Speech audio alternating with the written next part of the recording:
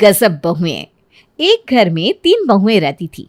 सबसे बड़ी बहू शारदा एकदम सादी सिंपल थी और सबसे छोटी बहू शिल्पी एकदम मॉडर्न और हाई फाई थी। उन दोनों की आपस में कभी बनती नहीं थी और इस बात का फायदा उठाती थी बीच वाली बहू रचना। वो दोनों बहुओं से बिल्कुल अलग थी। रचना दिमाग से बड़ी तेज थी और उसे अच्छे से पता था कि उसे क्या करना है और क्या नहीं। एक दिन की बात है जब सबसे छोटी बहू शॉपिंग करके घर आती है।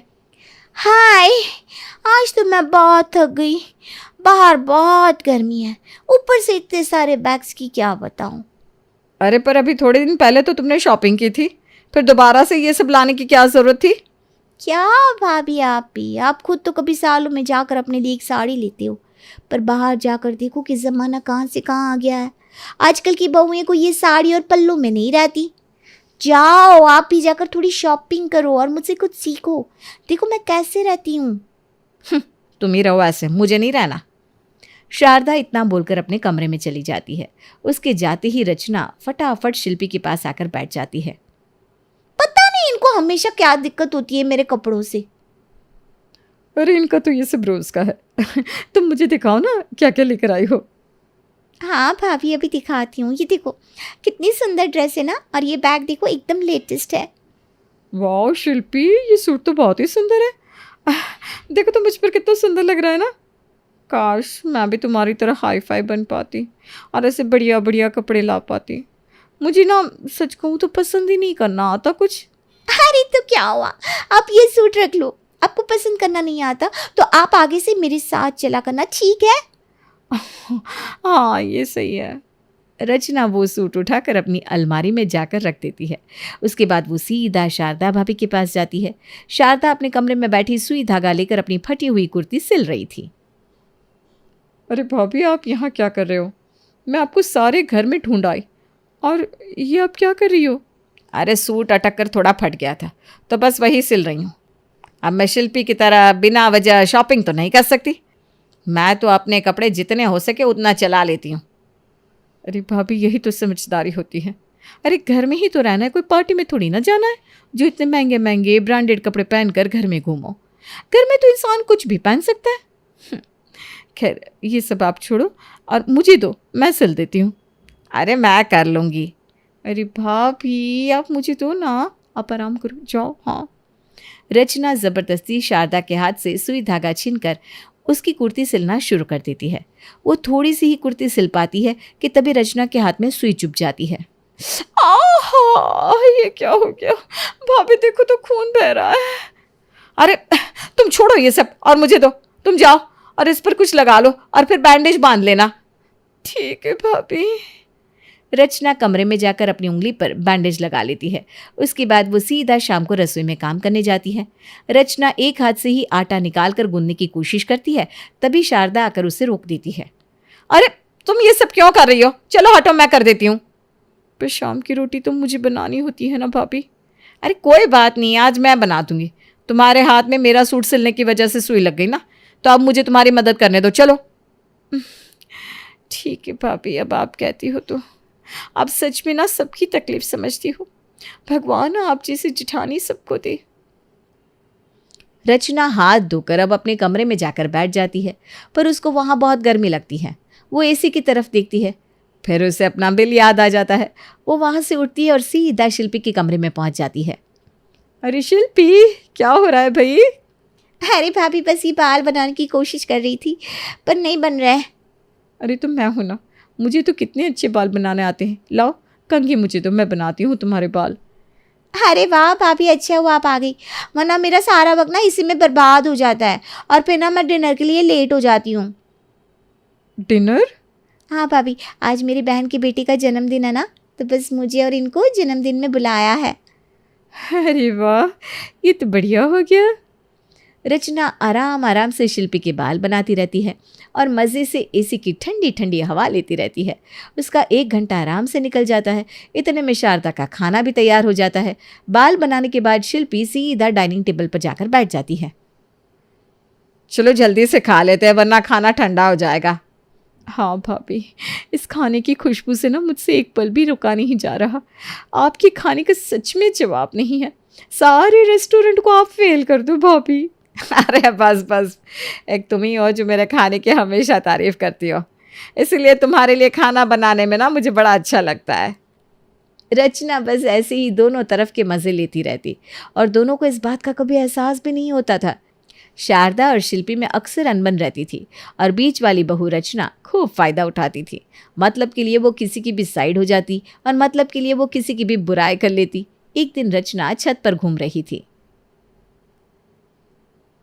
आज तो बड़ा ही सुहावना दिन है, छत पर कितनी बढ़िया हवा चल रही है। पर ये पापड़ यहाँ किससे सुखा दिए? अगर ज़रा सी भी हवा आई तो सब उड़ जाएंगे। खैर मुझे क्या, मैं तो मौसम के मज़े लूँगी।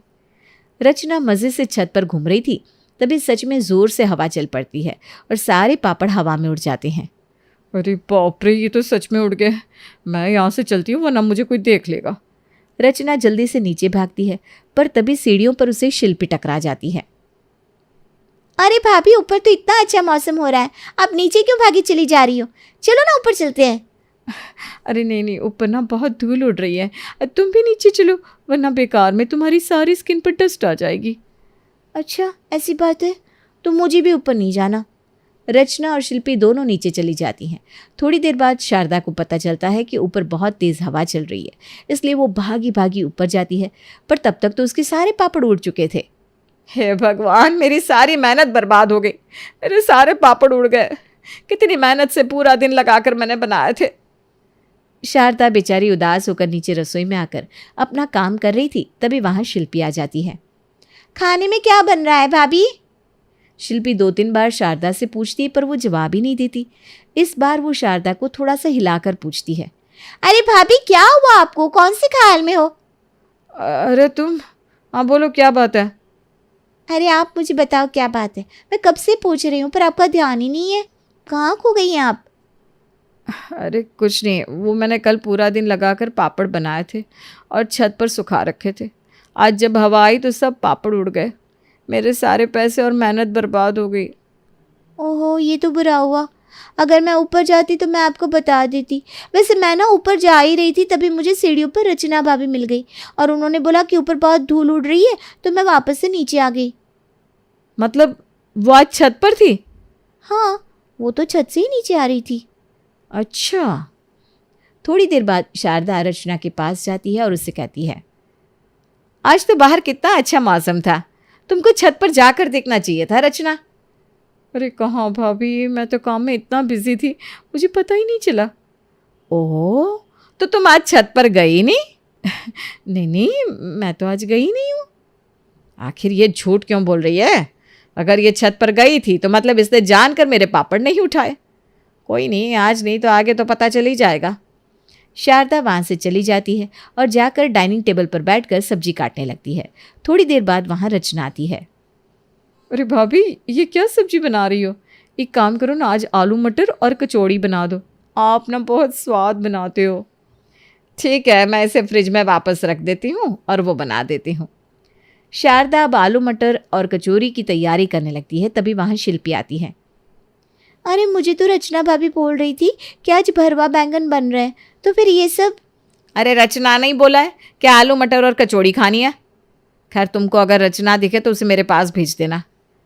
वो तो मेरे कमरे में ही बैठी है, मैं अभी भेजती हूँ। है?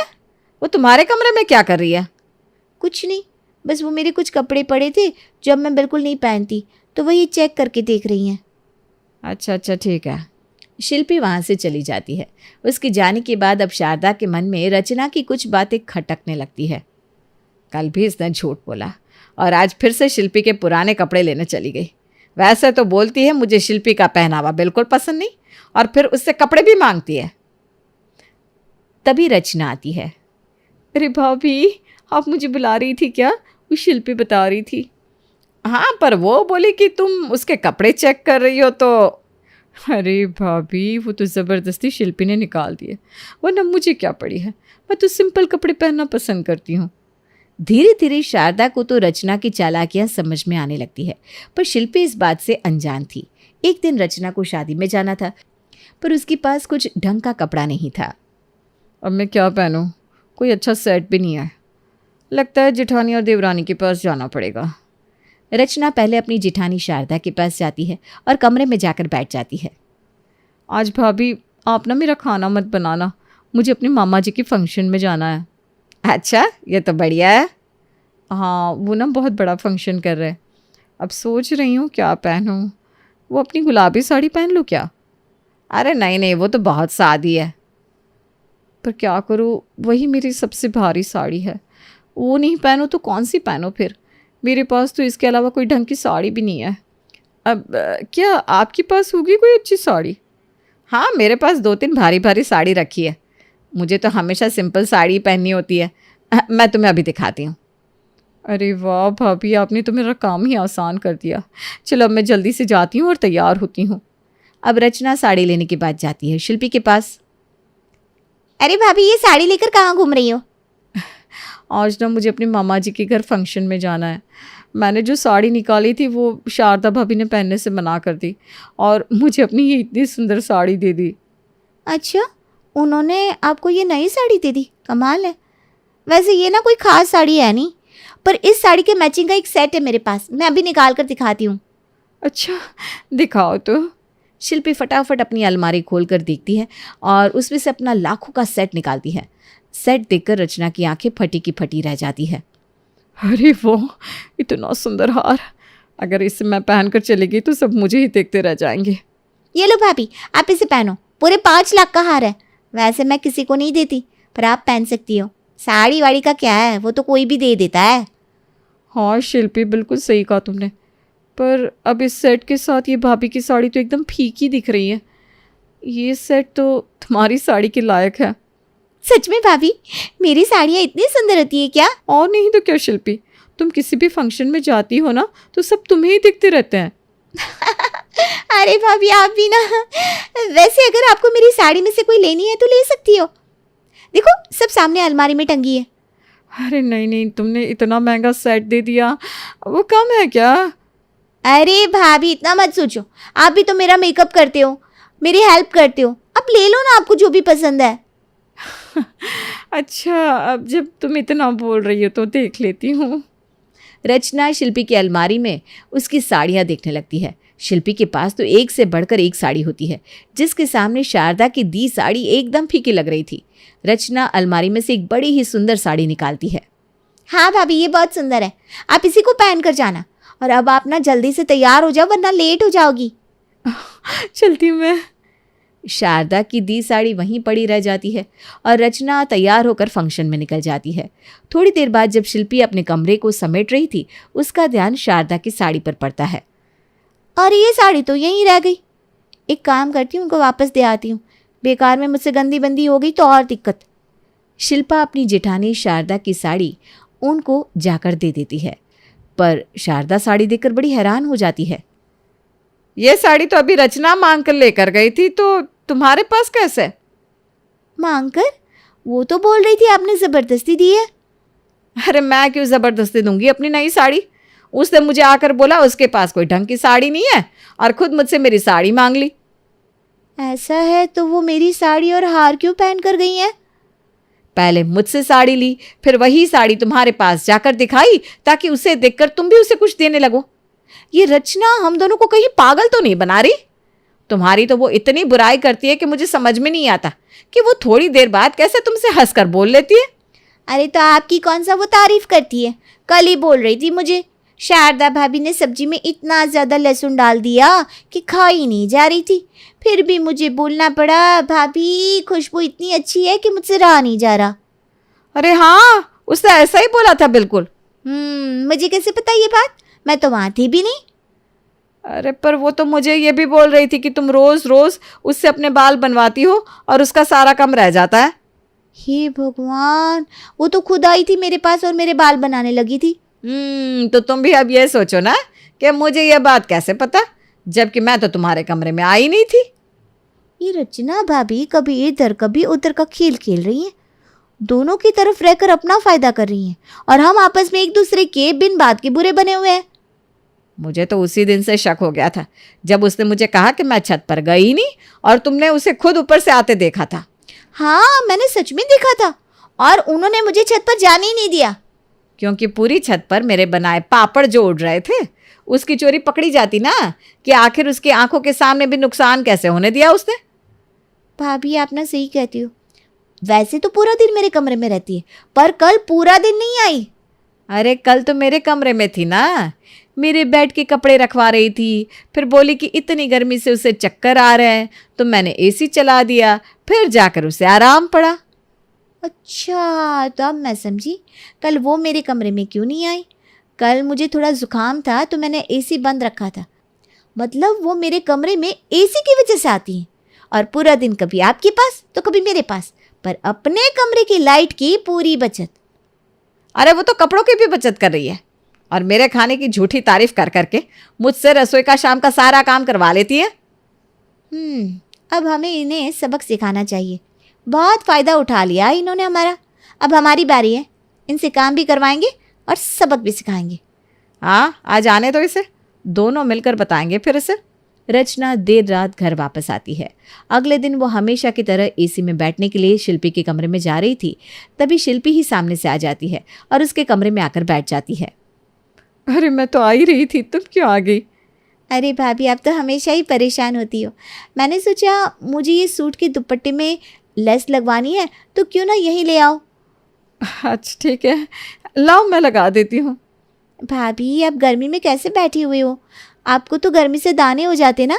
लाओ मैं एसी चला देती हूँ। अब रचना मन ही मन शिल्पी को कोसने लगती है और बार बार अपने एसी की तरफ देखती रहती है। जल्दी से काम निपटाने के बाद वो बाहर जाकर टीवी देखने बैठती है। तभी वहाँ उसकी जेठानी शारदा आ जाती है। अरे तुम यहाँ क्या कर रही हो? जल्दी रसोई में जाओ और रात के खाने की तैयारी करो, माँ जी आते ही खाना मांगती है। खाना? आप खाना नहीं बना रहे भाभी? अरे मुझे ज़रा मार्केट जाना है कुछ काम से। वैसे भी अब तुम्हारी उंगली तो एकदम ठीक है, हैं? तुम जल्दी जाओ और खाने की तैयारी कर लो, और हाँ, अपना फेवरेट रायता बनाना मत भूलना। हाँ, शारदा इतना बोलकर वहाँ से निकल जाती है और रचना की तो आफत आ जाती है। अगले दिन से शारदा अब बस अपने हिस्से का काम करती और शिल्पी भी रोज पहले से पहले रचना के कमरे में आकर बैठ जाती, जिस वजह से उस महीने रचना के कमरे का बिल एकदम पार हो जाता है। हे भगवान, ये सब क्या हो रहा है मेरे साथ? आखिर इन दोनों को अचानक क्या हो गया? पहले तो इतनी आसानी से बेवकूफ़ बन जाती थी, पर अब तो इतनी चालाक हो गई है कि पूछो मत। अरे रचना भाभी, वो उस दिन आप साड़ी लाई थी ना, ज़रा मुझे देना। मुझे ना मंदिर जाना है, तो आज वही पहन कर जाऊंगी। अरे पर वो तो मेरी नई साड़ी है। अरे तो इसने भी तो तुमको अपनी नई साड़ी और लाखों का हार दिया था, आज तुम दे दो। इनको क्या हो गया है? ये अपने दुश्मन की तरफदारी क्यों कर रही हैं? जल्दी दो ना, मुझे मंदिर जाना है। वो मुझे ना कल ही एक पंडित जी ने कहा था कि हमें अपने कपड़े ना किसी को देने नहीं चाहिए और ना किसी के पहनने चाहिए। मैं नहीं चाहती कि बेकार में तुम मेरी साड़ी पहनो और फिर कुछ हो जाए तो। ऐसी बात है तो भाई आज के बाद हम में से कोई किसी से कुछ लेगा नहीं, कुछ देगा नहीं। हाँ भाभी, आप भी अभी के अभी मेरे सारे कपड़े दे दो। बेकार में मैं नहीं चाहती कि मेरी वजह से कुछ हो। हाँ रचना, जल्दी करो, दे दो उसे। रचना की चाल खुद पर ही भारी पड़ जाती है। उसको अलमारी से शिल्पी के सारे कपड़े वापस करने पड़ते हैं। ये मेरे साथ सब उल्टा क्यों हो रहा है? सारे के सारे कपड़े देने पड़ रहे हैं। शिल्पी अपने सब कपड़े उठाकर वहाँ से चल देती है। शारदा भी रचना को खाने का बोल कर अपने कमरे में चली जाती है। उनके जाने के बाद रचना अपना सर पकड़कर बैठ जाती है। अब कोई चालाकी नहीं करूँगी, बहुत बना लिया दोनों को बेवकूफ़। अब लगता है मेरी दाल यहाँ नहीं गलने वाली। शारदा और शिल्पी अब एक हो जाती हैं और दोनों मिलकर रचना को रोज ऐसा सबक सिखाती कि वो आगे से दोनों में से किसी को भी किसी के खिलाफ भड़काना भूल जाती है और ना किसी का कोई फायदा उठा पाती है।